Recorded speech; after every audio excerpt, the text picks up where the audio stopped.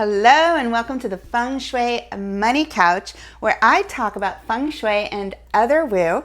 My name is Laura Beatriz Carrillo, aka the Feng Shui Lady, and today I have returning guest Shayna Vitabay, and we're going to talk about not Feng Shui. We're going to talk about human design and interpersonal relationships. Yay! Welcome back to the couch. Yes, I love it. I'm so excited to be here. Thank you. Thank you. And I love how on the same wavelength we are today. I mean, we did not plan these outfits, you guys. I can't. She brought this and something else, and I was like, this. It's happening. Love it. So talk to me about human design, interpersonal relationships. We've been talking off camera about this stuff, and I was like, we got to take this on camera. So, human design is a vast subject, and it can be utilized in a multitude of ways. And one of the ways is when we bring our own body graph, there's a recognition that when we are coming around another person, that there's another body graph there. And so it actually becomes like there's an us when we're with someone comparatively to just me. Sure. And we know that, when we're alone, we know what that feels like. When there's somebody else there, we know what that feels like. Yeah. And that's different depending on who that someone else is. And there's different people that pull different things out of us, different behaviors, different ways. And so human design, when it comes to the relating realm, it's more about differentiating rather than relating, and recognizing that it's okay that we're different, even though we might like some of the same things. It's really where we're different that has more information available. So like what we have the same, like this much information of most people, they can create something the same, but that does take more time. But to get to know the other, it's more about, what are you like, rather than what am I like, or rather than like what are, who do I think you are? Right. Projections. Yes. That people have versus what reality. Yeah. Who people really are. And we're different things to different people. Exactly. I think it's interesting because like I was exploring masterminds last year, and there's an energy that, like what you're talking about, that's created when you bring even just one or two other people. You can create an us, like you were saying, and it's so much more powerful when you work in conjunction with other people. But in human design, that's called a penta. 3 to 5 people is a penta. Yeah. And so pentas are, there's no more individuality. Like, yes, you are individuals, but the energy is being utilized to move you all forward. Yes, and it accelerates. There's something called the Maharishi effect. It accelerates your intentions. So when people meditate in a group with a singular focus that everyone in that group has, the manifestation of it happens. Like they would take these group of meditators to like war-torn countries or whatever, and then they would meditate, and then the war would cease. Or crime, like they've taken a high crime area, the crime would cease. It was really amazing. I love that, the idea of the power in numbers, and human design really speaks to the energetics of this. Yes, exactly. It really does. I mean, when it comes to, it really depends on the type of relationship that one is looking at, whether it's a personal, romantic, business, personal, familial, friendly. It really depends. But yeah. You know what people love to talk about is romantic relationships. Oh, yeah. Let's start with those. I mean, in human design is speaking to the body and its genetics and the evolution of the body. Okay. And within that, we, in like the evolution standpoint,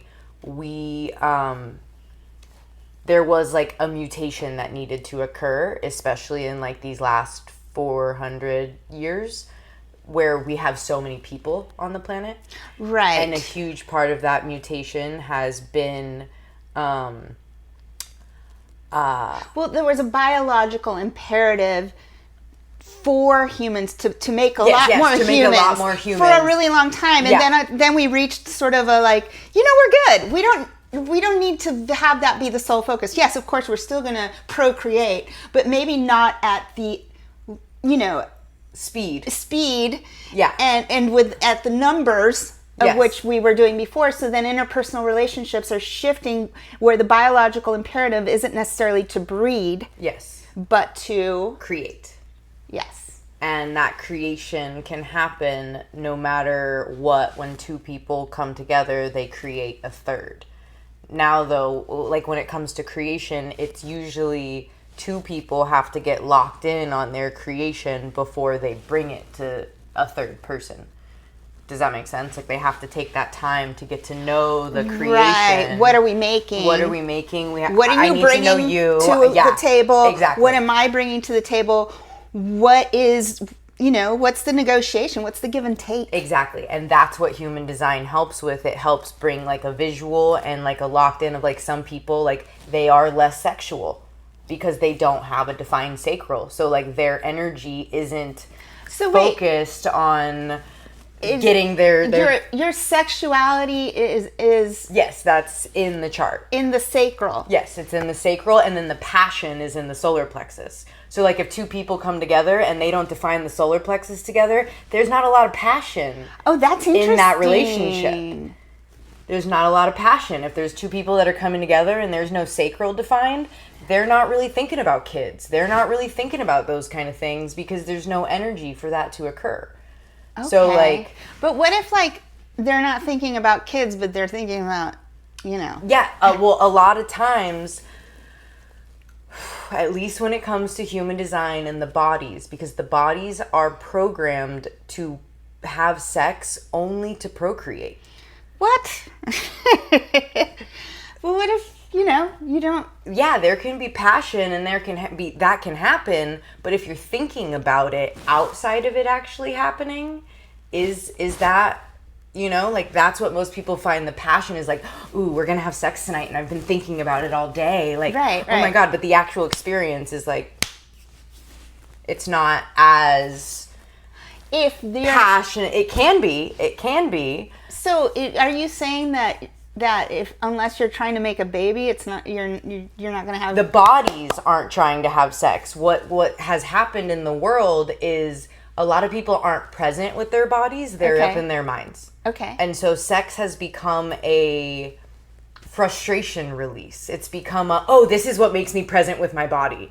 So this feels good. But they're not present with their life or their body the rest of the time. They're at work, they're doing this, they're doing that. Okay. And so what can happen with the sex is sex becomes a excuse to drop into the body rather than something that's naturally happening around two people that are in their bodies all the time. Right, but I want to kind of go back to the thing about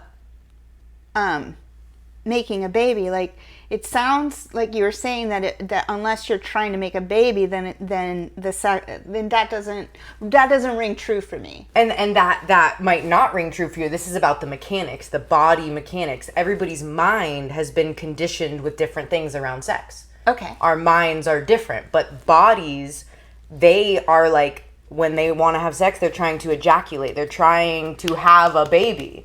Like, that's what they're trying to do. Okay, so the body, the body's on a different page than the mind. Exactly. Is what we're saying. That's what human design is there's a binary consciousness. There's a body living its life that's been evolutionary. It's been doing what it's been doing for hundreds of thousands of years, making babies. Right. But like, it's only been recently that we're thinking about sex.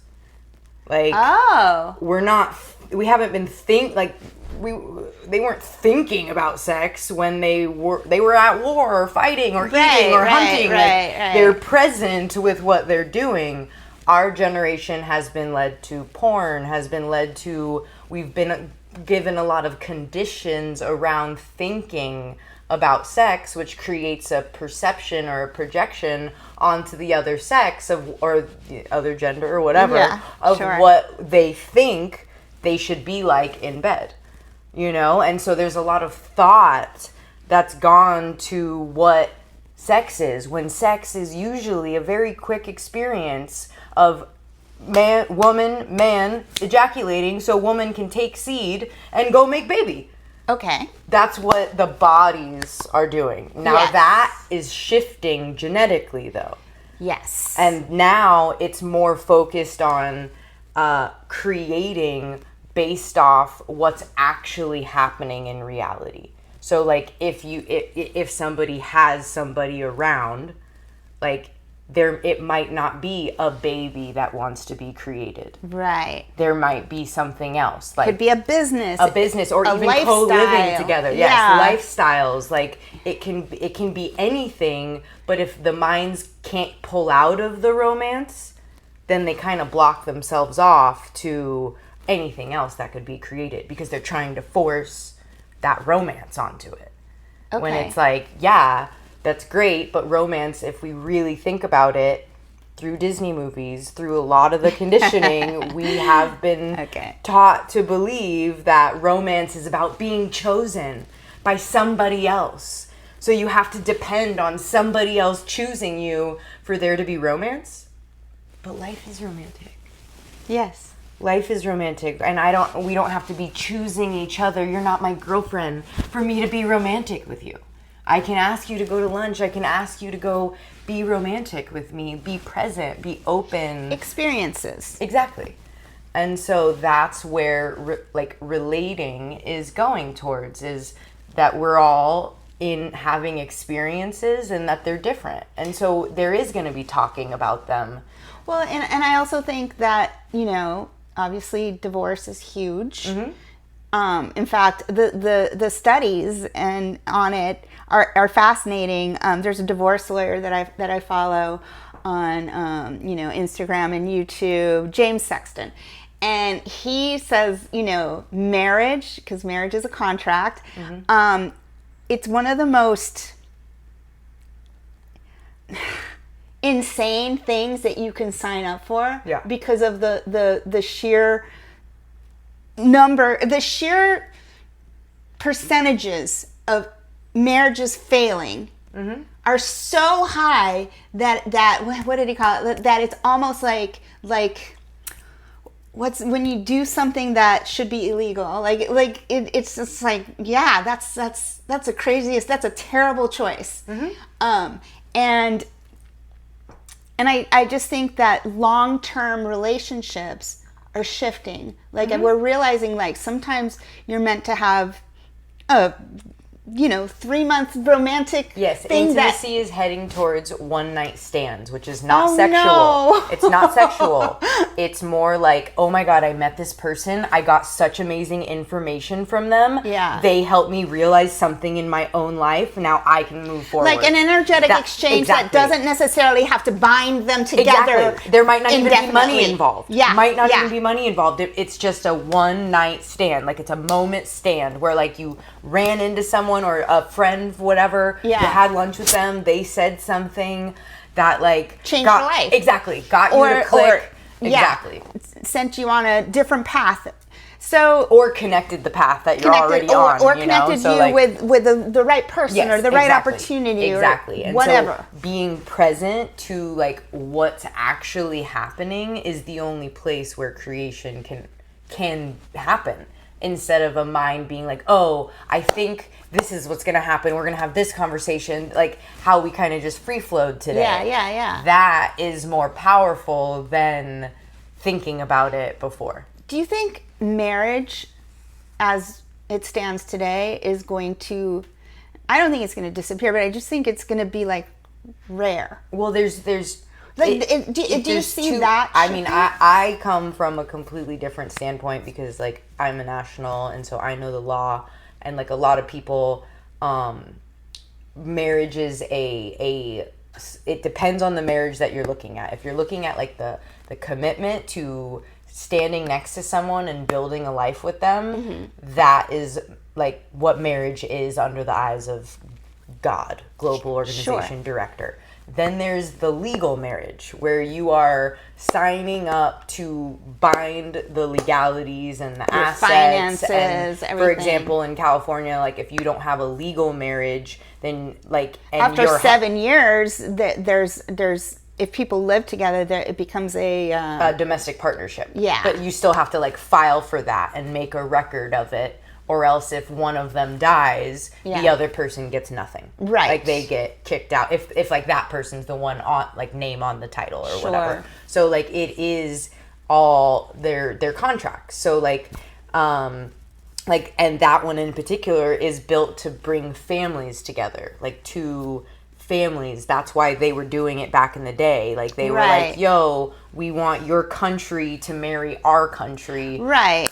Like, a lot so of we it can was have peace. Land grabs. Exactly. I mean, exactly. Like and marriage wasn't now about it's body love. grabs. Yeah, You know? marriage did not begin for love. Exactly. It was like, it's always been a contract. we want these sheep, and we're Exactly. gonna, but our The dowry. families, our families, like girls were literally sold. Exactly. Like for dowries, it's like, okay. So, and then love kind of entered the picture, but we really made a mess of it.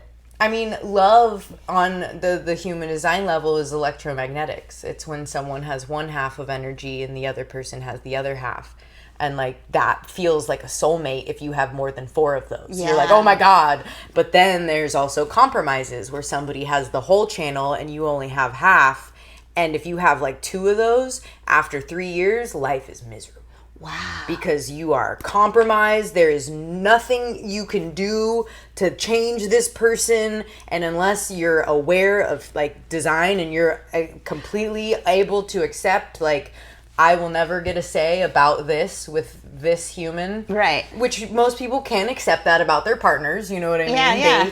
They've found those things about their limitations there, and human design comes and confirms it.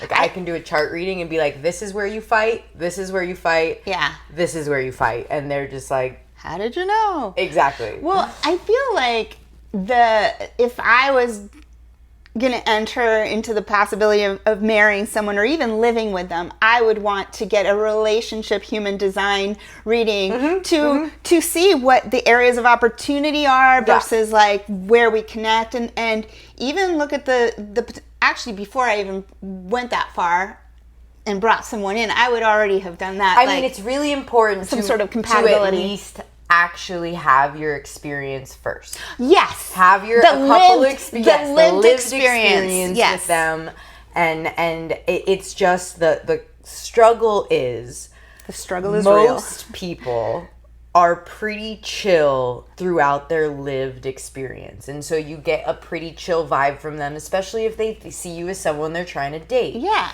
It's really when in that lived experience they lose a job. They lose a family member. You see how they treat animals. You see how they treat service members, like the people that are in service to them, like there are different experiences that have to be seen. And that takes time. And it takes that each other getting comfortable first to reveal exactly these layers. So it's really more getting the reading is more when you're deciding if you want to label something, if you want to actually like, we are choosing to now, because this is labeled, like basically before you're labeled, there should be no like, I'm not going to do this because they're not going to like this about me. Right. Like, no, you do it because you're you. Yeah. You are not in this yet until that is an agreed upon contract. Like already boyfriend, girlfriend, that's a verbal contract. Sure. So it's really taking the time to get to know them, and then also it can also happen like a lot of times it's only one of the couple that needs awareness. Because like they can become aware when they're projecting themselves onto the other and stop doing that. Right. And so the other stops responding to that projection. And so peace like just happens. So I usually like work with one and it's usually the one that's more open to the woo. 'Cause Sure. there's always one. It's probably the woman. Yeah.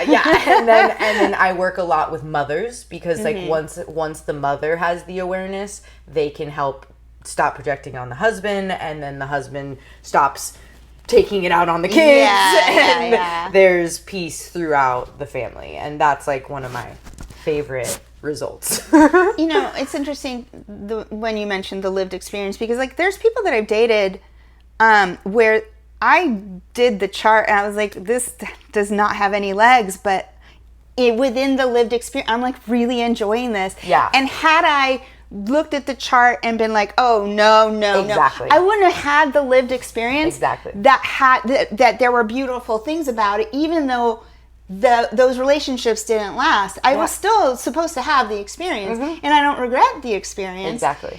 But it did help knowing, like, yeah, but this, you know, and when it ends, it's like, well, yeah, you knew. But even though I will know this is doomed, and I'm like, I'll get dickmatized and I'll be like, I can make anything work. You know, like, well, I will still, within the lived experience, I sometimes... You can play any role, you're a 2/4. Yeah, I'm like, I could make this work. But really what, in human design, what helps with that is, at least with generators, we have our sacral chakra. So it's like, we get lit up. Yeah, I get so excited. Okay, so that lit up, we've been kind of led to believe in the mind that when we're lit up about something, that means it's working out. Yeah. That's not what that lit up means. It actually means, oh my gosh, I'm getting to know myself within this experience. When I reflect on it, I'm going to be able to see myself within this. Right. That's all it's saying. Yeah. That's it. And then the moment that lit upness is no longer there with a person, all it's saying is, oh, I've learned all I can learn about myself around you. Right. And that's when most people want to end a relationship. Yep. But, like, that's not what a bond is, you know? Because, like, there is also having a conversation about it. Hey, you know, like, I'm no longer lit up. Like, you're no longer helping me get to know myself. But in reality, we have a pretty good thing here. You know, like, in reality, if I pull this expectation of you just being yourself, like, you can just be yourself and I'll be myself, this actually is working. But again, if the mind's constantly thinking about sex and thinking about stuff, then once that plateau hits, they're kind of like, well, what am I even here for? Like, what is this? There's no high. Yeah. There's no, what is it? Like, that's not actually what life is. That's what we've been led to believe love and life should be by movies and by all the things that are in our brains as our generation, you know? Like, we are the first ones to actually have a bunch of TV shows in our subconscious. Right. Like, not just consciously happening, but deep, deep, deep in our subconscious, you know? Right. And so it's really, human design is about deconditioning and recognizing that we have conditions in our minds that are preventing us from seeing the now. Right. And that's why we can't perceive all of reality. Yeah, because we're looking at it as if it's a movie, or if it's you know, and so over time, committing to one strategy and authority, the first thing it starts to do is relax the vehicle. Because the mind, the mind is now, it has something to do. It's like, oh, I'm not the decision maker, but I can wait to watch what happens when something comes, like, to me. Okay, cool. Let me watch to see what happens instead of going out there and get it. Like, let me wait to see what happens to me. And then the mind's like, no, nothing's going to come. Nothing's going to come. There's no way. This doesn't work. Like, there's no way. And then all of a sudden something happens.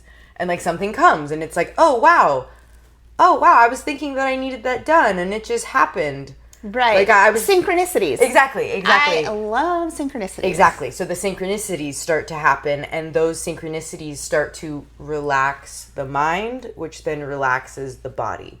And then, though, that's when the mind is more open to start feeling whether the body has dis-ease or tension. Right. Throughout it. Well, going back to the relationships and the mutation. Yeah. I still, want to explore what, from a human design perspective, is the future of relationships in relationship to like the contract of marriage and long-term relationship families, like genetically, mother, father, babies, marriage, long-term relationships. Are we moving towards where most relationships, because the way it's working now, most relationships don't last. Yeah, because the way it depends on the conditioning of the relationships that people are in. Right. But if people are open to living the life that feels most natural to their body, that type of relating, that's a different type of relating than I'm looking for a wife that's gonna be this, and this for me. Right. That's not the type of relating human design is ever gonna bring. Sure. Like it. But are there? Okay. I guess I live alone. Mm-hmm. I'm single. And I feel like I could be super happy with someone and still live alone, and be in a relationship. Like that's where we're headed. They come. They stay like 3 days. You have an experience with them. We have experiences, but then we can separate and then come back. Exactly. And not this constant and actually give yourselves the opportunity to not come back. If that happens naturally. Exactly. But have enough space so that it's exciting when we're together. Yes. And when we're not together, I can focus on the things that I want to, and they can focus on their things. And then we have something interesting to bring back. New information to bring to each other. Tell me about what you were doing. Exactly. I just think that's a differentiationship. It's different than relating, because the thing is people do need their alone time. And statistically right now, America is waking up quicker than any other country, not because of anything other than we're the youngest country. So we don't have as many conditions as a culture. Okay. So we're waking up faster because there's less pressure to be like we were 800 years ago.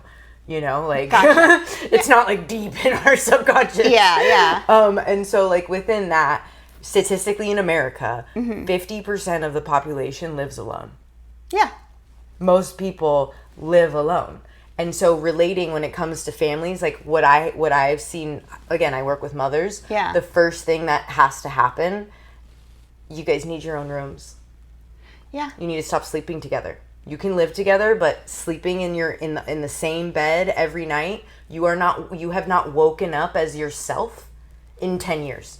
Right. You need to go be yourself, and create your own space within this bigger space. That's very common in long-term couples. Exactly. Like my parents, my mom moved into my bedroom it's common after I moved out. For successful long-term marriages. Yes. For successful long-term marriages, they end up with their own Sometimes room. It's because it's an unsuccessful marriage and they and it's finances and but in my parents' case they weren't trying to leave each other. They just my dad snored or whatever. Yeah, that's what I've seen a lot of is one of them snores, but they end up being happier couples because of it. And then different things. My mom would want to listen to her AM radio. Yeah. Hello. Yeah. And he doesn't want to wake up to that. And he just wants to go to sleep. Exactly. And he's snoring and she's got whatever. Exactly. They had different things that differentiationship. Yeah. But then they hung out all day. Exactly. So that worked for them. Exactly. And there's so I just think relationships are evolving and how to make it work and keep it.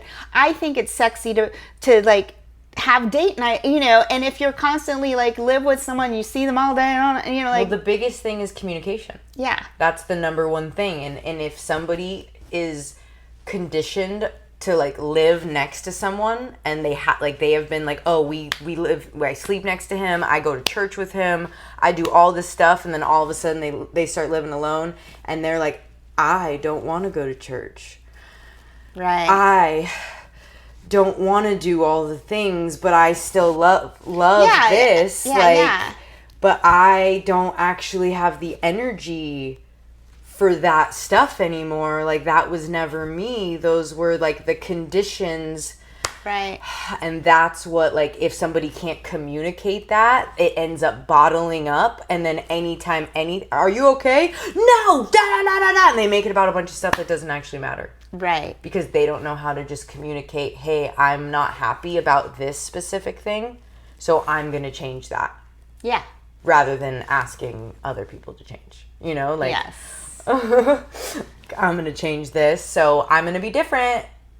Yeah. You know, like, and that's the differentiation ship, is like, you allow people to mutate. You allow your partner to be different. You allow them to change with the times. Especially if you plan to be in something long term. Exactly. And most successful marriages, that's what they say, is like, what do you mean? I've not been married to one woman, I've been married to 100. She's evolved. Exactly. And so, like, men evolve too, you know, letting them evolve, like, and so, like, just allowing the natural evolution of things. Sometimes people evolve away from each other as well. And I think that's and it's the mental label that makes it harder. Yeah. That's what makes it harder. The label of marriage, the contract of marriage. Well, I think what makes it harder is if there's children involved. Well, yeah. I mean, when someone's first, like, beginning, though. Yeah. But I'm just saying, like, once children are involved, then that's a whole nother story. As far as, like, the separating versus staying together, the children can be the glue that keeps something together, even when the relationship between the parents is completely broken down. Mm-hmm. And you know, that's something I see so much of, relationships that are over, but there's children, and yeah, absolutely. Is there, from a human design perspective, what does the mutation, how does that affect families and children when the parents are no longer? It all depends on communication. Most adults don't treat children as if they are conscious, aware beings, and they leave them out of a lot of stuff, when in fact it's actually healthy for the children to see parents not only argue but get to the other side. Right. Because that's what actually ends up happening. Yeah. Every time people argue, there is another side that they get to. It doesn't have to be the end of the world. Exactly. That like, and that's a part of recognizing that there are emotional waves. There's information, and the solar plexus has been a motor for so long that it's becoming an awareness center. So, like, for example, a king would get mad because someone slept with his wife, and an entire war would be motorized. Yeah. We've come a long way. Now it's like, you know what? I'm feeling, well, not most people, but some. You know what? That upset me. I'm going to go feel this. Okay, that's pretty far advanced. That's where I'm at. But most people aren't there. They still get motorized. They took something personally, and now they're pissed, and they can't hear anything else. Right. Because their solar plexus is still a motor. It's motorizing their mind. Sure. So if anything goes out of, like, oh my God, I didn't expect that, like, there's no certainty. Mm-hmm. Motorizing, like, what do I need more information so my mind can be certain again? Like, that is fading away through awareness. Like, somebody can become aware. It doesn't mean it's going to stop their motor, but they cannot, like, react to it. And that's a lot of times what is the fighting in relationship, is somebody doesn't notice that they've been motorized by work. And they come home and they're still thinking about work, and they're still frustrated because they're not at work, so they can't do anything about work, but they're still thinking about it. So that's frustration. Sure. And then their kids are like, hey, can I have this? They're like, what? No! Oh, wait! Ah! You know? Yeah. And that is, like, the main cause of reactions and relating and friction is the lack of awareness of the motorizing of energy. Okay, so then from a human design perspective, are there people that have, where there's combinations of people that have the potential, the greatest potential for compatibility versus not? Yes.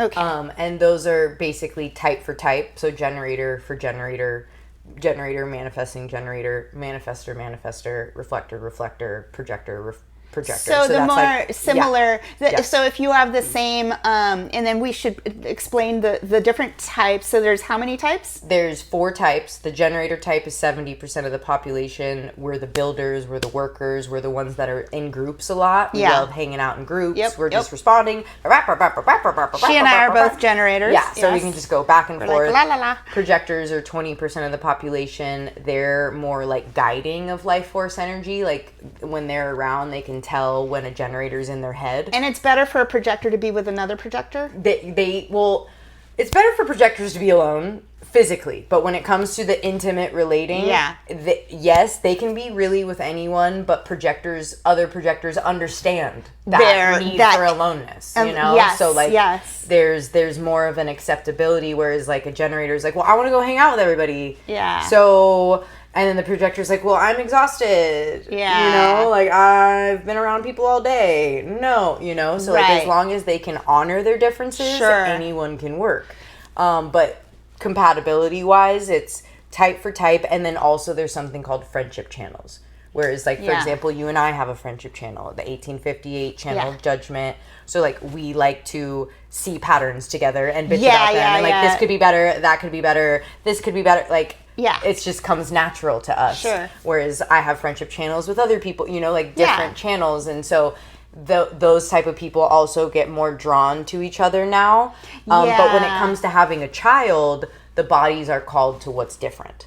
Yeah, and that's still a biological imperative because the more different the genetics are, that's sexy, it's very attractive, you're so different. Yes. And also then the genetic potential for the child is so much better because you're pulling from all the best of both worlds. Exactly. But then as we get older, those differences are like, you know, that was really sexy and whatever, and now it's just friction. Exactly. So it's really about like relating. It's again, once somebody is, it's all about what somebody's mind is conditioned, what contracts they have, you know? And like, I've just been someone who hasn't been contracting with labels for a really, really, really long time. I've just been contracting with the now moment of like, whatever's happening is happening. I don't need to label it. I even was on this like people would be like, oh, let me get your number. Like, I want to talk to you again later. And it would be like, I feel like you want more of this now moment. You don't, like, you need to integrate this first. Like, I don't actually want to hang out with you again right now. Like, or anytime soon. Like, if it's supposed to happen, it will happen. Organically. Organically, you know? But that's got to be a tough... it was at first, but, like, it's honored myself so deeply, and I've gotten to see that it does happen. Like, it does come back naturally. And I'm like, and so now my mind's like, yeah, I am so trusting my body. Even though right now it might be awkward for me to just say no to this, because, like, it's a great opportunity. But no, I see it work out later, and my mind's been in it for 10 years now, so like it's literally like it's done trying to make decisions. It's just like, oh, what's coming next? This is a great movie, it's got me on the edge of my seat. What are we doing? I don't know. I'll know after, like, every morning I get like instructions, you know, from the body, like, to the brain, like. And I've gotten more fluid as far as making plans, because I realize, like, unless it's a hell yes, absolutely, like, sometimes I don't know until day of, like, I'll get back to you on that. I'll and that's all it is. It's communicating. Is I'll let you know before then. Oh, hey, can you ask me again? You want to put it on them? Can you ask me again? Yeah, and then you have like there's more of a now moment response. Yeah. A lot of times when it comes to sacral, because we all have a solar plexus as well. Sometimes if somebody's like, we get asked something and it's like like it's not a no, but it's not a yes. That usually means, oh, there's more information that you're going to be learning from now until then. So it's like, wait to actually lock in a yes or no. Because the thing is people don't know their power. And when they say yes to something that they don't actually want to support, their energy's still there. Yeah. Even if their body didn't go, like, their energy is still supporting that. Interesting. You know? So I want to go back to the types, because I'm not sure we covered them all. So we've got generator. Yeah, and then manifestor, generator, projector. Manifestors are 9% of the population, and they're becoming more. Manifestors are a closed aura, and they are technically you don't really, they are an old type. It used to only be manifestor, reflectors, and generators. Projectors were not here until 1781, so it's only been about 200 years. Okay. And manifestors were the old kings and queens and that energy interesting. that just angrily told people what to do, and the generators would respond, and the reflectors were like the seers that would be standing right next to the king. Yeah. You know, like 1% of the population. And, yes, exactly. Astrologers and whatnot. The wizards, the whatever. So, and they still are. If you're a reflector, you're a wizard. But like, and what's the percentage of reflectors? Less than 1%. So few of you guys, but you're magical. Yeah, and so, but manifestors' energy, they really just care about peace, and their MO is moving alone. Yeah, you know, their MO is like, they'll like initiate someone and activate them into doing something different. Yeah. But then they kind of like... And manifestors do better with other manifestors. Yes. Because, in interpersonal relations, because they're so like, there's self-focused. Yes. And for the generator, we love being responded to. Yeah. We love the back and forth. Like, and manifestors don't have that. They don't want to like they don't have the energy to keep going back and forth. Like, no, you give them neutral information and it doesn't move them at all. It will go into them and maybe move them later. Interesting. But like the way information moves through them, we're open and porous as generators. We're just like, yeah. They're like, no. Right. Unless I say. Yeah, I decide. Yes. I'm the decider. Exactly. And they kind of are. Yes, exactly. I mean, yeah. It's really cool. But a lot of generators and projectors are out there trying to be manifestors. Oh, I know. I tried. So, like, a lot of manifestors can't do anything right now. They're just kind of sitting back and waiting. Because there's too many generators trying to be manifestors? And they're just in the way.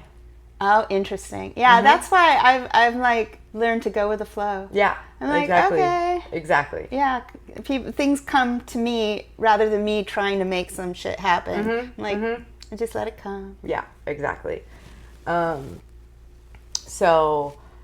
I mean, with a manifestor, you do have to inform them. Yes. Because they do have a closed aura, so they're not as intuitive as like a projector. Projectors are like focused and like looking at the energy out there. Yeah. So manifestors do need to be informed yeah. of what's going on, so then they can initiate and things like that. Yes, yes. And then the reflectors, when it comes to interpersonal relationship, they actually do really well with manifestors as well. Yeah, yeah. But also do like reflectors, as long as they like their person knows that they have to do a lot of soundboarding, like talking out loud and hearing themselves, right? And that they take a full lunar cycle to make a decision. And I used to like not understand. I was like, what do you mean? Yeah. I mean, I might need like a couple days, but a whole month? Yeah. You know? And it's not because of, it's literally because the moon, it goes through every gate every month, every 28 days. So the reflector gets every perspective that could possibly happen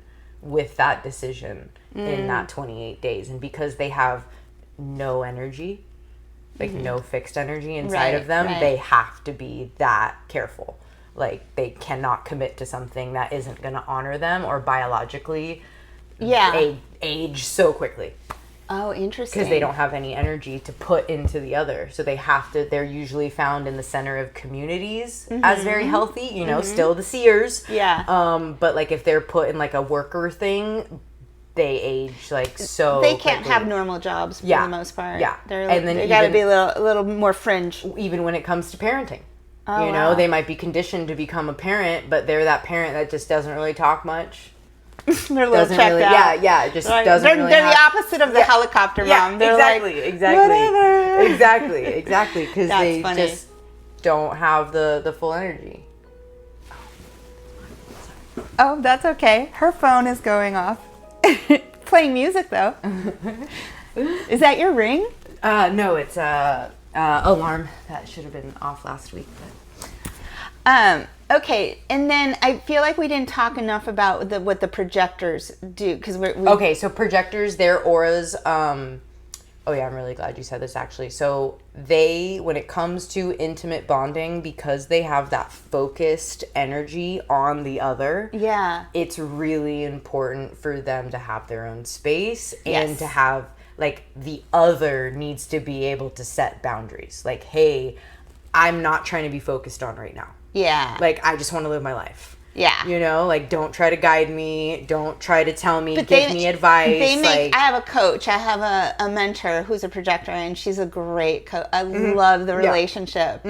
And yeah, so I love a projector. Yeah. You know? And there's certain moments where a generator is getting to know ourselves because we're talking and we're hearing ourselves. Yeah. And they think it's their voice that can guide us, when it's like, no, it's the fact that you're here that I can actually hear myself right now. Oh, interesting. That's it. You Yeah. know? So like their voice, unless it's for something that they've mastered in their life. Yes. And they're handing that it's a skill coaching. down. Yeah. That would be one thing. But like for a relationship, Yeah. you know, like you're not, your partner's not trying to guide you into being, you know, like, no, your partner's like. Yeah, I don't know that I would date. I think I like the generator vibe. Yeah, I mean, most male projectors and non-sacral types are more feminine. Yeah, I mean, I dated one once, and he was trying to control me. Yeah, and I didn't like it. And it's unconscious completely for them. Yeah, until, I was like, no, I don't. No. Yeah, they're trying to guide your life force to what role they want you to play. Yeah. It's very common for a 2-4 to happen. That's why it's important to go through the network. Yeah. To wait for someone to connect you that already knows you, that's already brought down your barriers. Yeah. And so they can authentically think about you when they're talking to like somebody. Yeah. You know, so that's how that works for the 2-4. It works for everyone differently. That's the profile. Yeah. Which is another thing when it comes to... I've got to stop the online thing. It's not working out for me. But when it really comes to compatibility, there's a lot with the profiles. So, like, you're a 2-4, I'm a 6-2. So, like, our second lines have a lot of harmony, resonance when we communicate. Sure. Same with people that have a 5th line and a 2nd line. There's a lot of harmony and resonance between those, the way they naturally communicate. Right. Same with like 1st lines and 4th lines. But like me, for example, a 6-2 trying to date a 1-4, a lot of times there could be communication issues. Because it's so different. Yes, because it's just so different. Like, yeah. Or even like they come off as an authority in their life, and I'm like, well, I need to go get a bunch more education, and they're like, why? Why can't you just like you already have so much? Right. Why can't you just be okay with that? And the 1st line's like, you're already an authority in this. 2nd's like, well, I got to keep going. And that's how I'm like, God, I've had so many certifications within my field, and I'm like, I could just keep going. Yeah, it's about education. It's until you feel comfortable speaking what role you are playing for others, and not having them place the role onto you. And I also feel like the more woo what you do is, the more certifications you need to justify it. Exactly. That's how I feel as I hit my mic. I hope that didn't make a weird sound. But yeah, it's just that you cannot have too much information. Yeah. So more is more where it comes to that in education. And then, something that gives it some substance and validation is nice. Mm-hmm. And exactly. you and I relate on that level. It's like, how many things are you certified in and have an expertise in? It's like a lot. Yeah. And most of the time, that's not what's being pulled. Like, not all of them are being pulled out of me. It's just certain roles. They inform.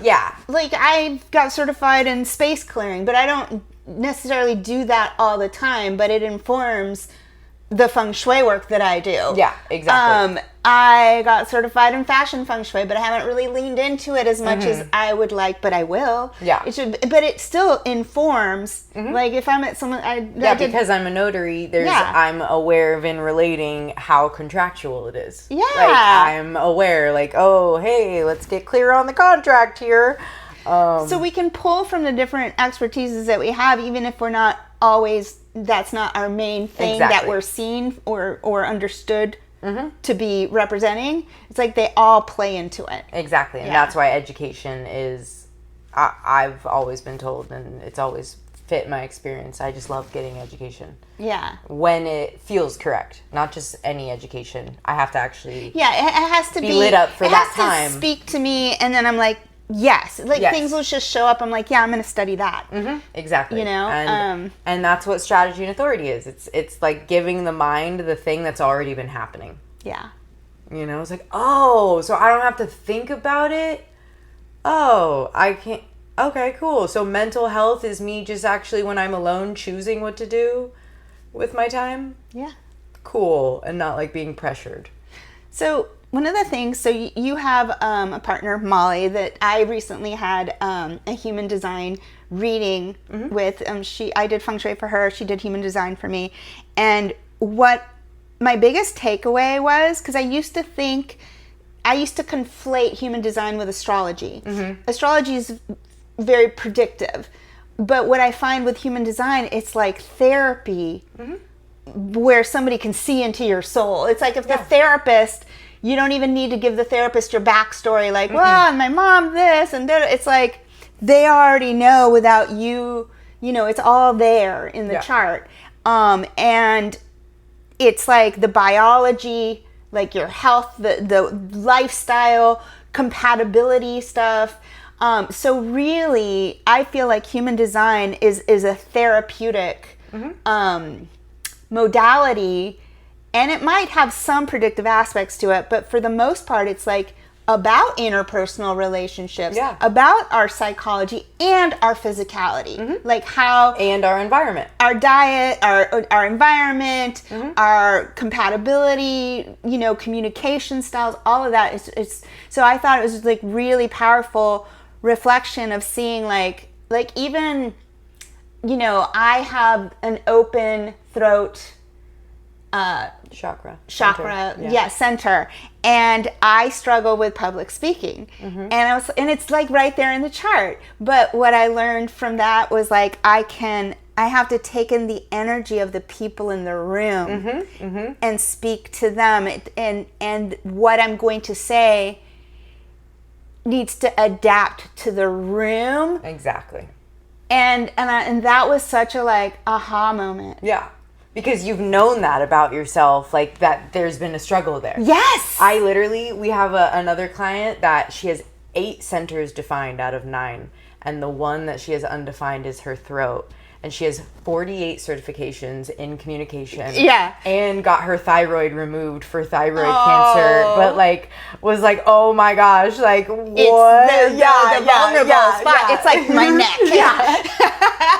Yeah. And those, go for the throat. Yeah, exactly. And it's really cool to bring that inner understanding to things, because then it can shift them. And how to navigate the energy, like, okay, how can I work with that? Exactly. And I also, for me, what I realized, it's really important who I'm communicating. Like, there's certain energetics where my voice will not be heard, and I cannot be in those energetics. Yeah.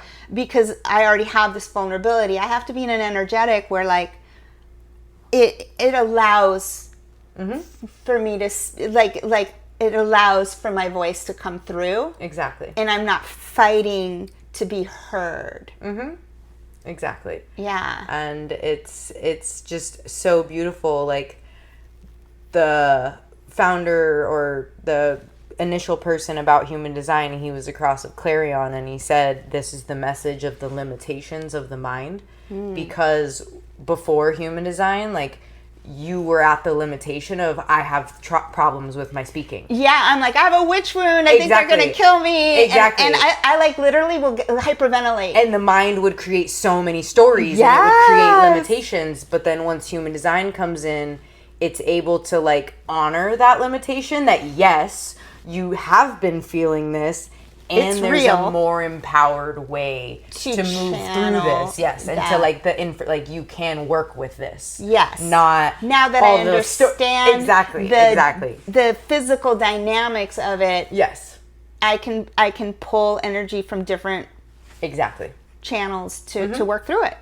Yeah. And it's not so much pressure from the mind, and it's like, so that's what it's for, is over time when someone commits to understanding their limitations and like goes to like a reader, is like, hey, this, like, I do have a story here. The reader's like, oh yeah, it's right here in your open center. Yeah. You know, like your voice is telling me exactly where it is, and then like it's able to get upgraded. Yeah. Because you're the one upgrading it. It's just through surrendering to like your own limitations, but not. You're like, and to refine the point that I want people to hear about this is that if you're struggling with certain like patterns in your relationships or physical limitations, emotional, psychological, physical, whatever, and the patterns that of getting a human design reading will like combine what you would get from like a therapist and maybe like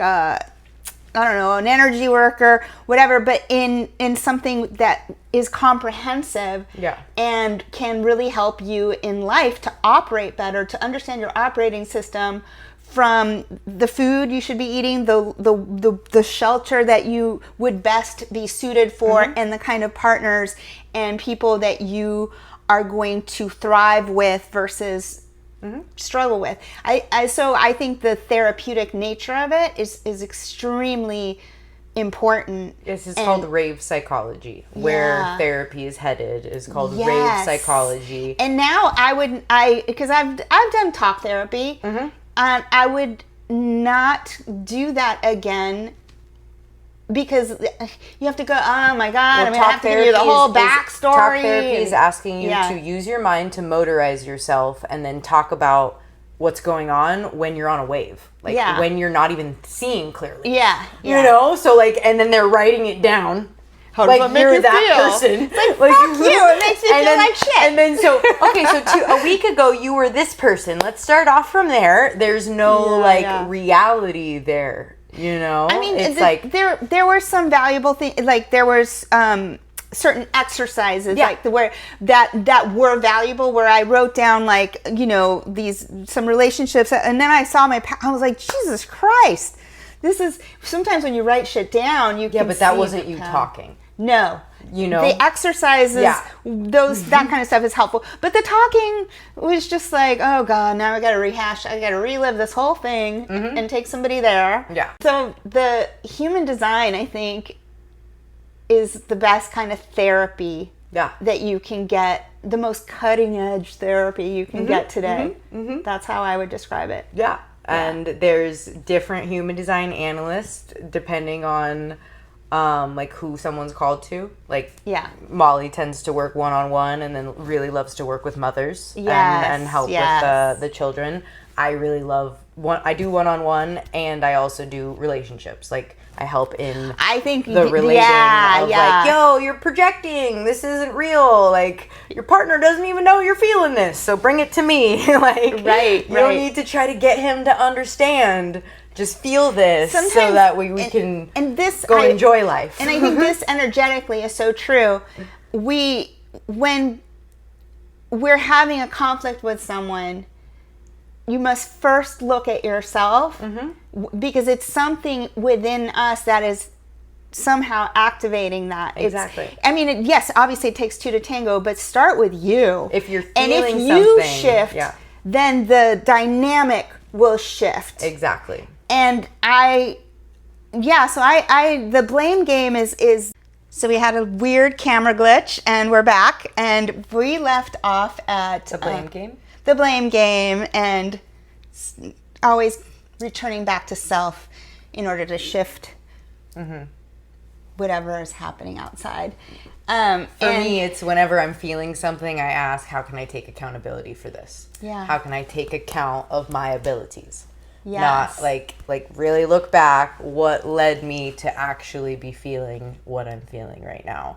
Is it this person? Is it I'm thinking too much? Am I overstimulated? Do I need to, those type of things. So yeah.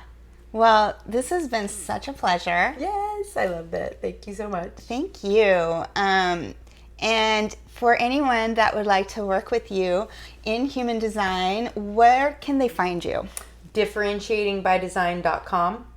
That's like the quickest. I also do posts on Instagram Aligned by Design with underscores in between. But I also am differentiating by design on Instagram. Connecting with me, I can also connect you with my busyness partner, Molly.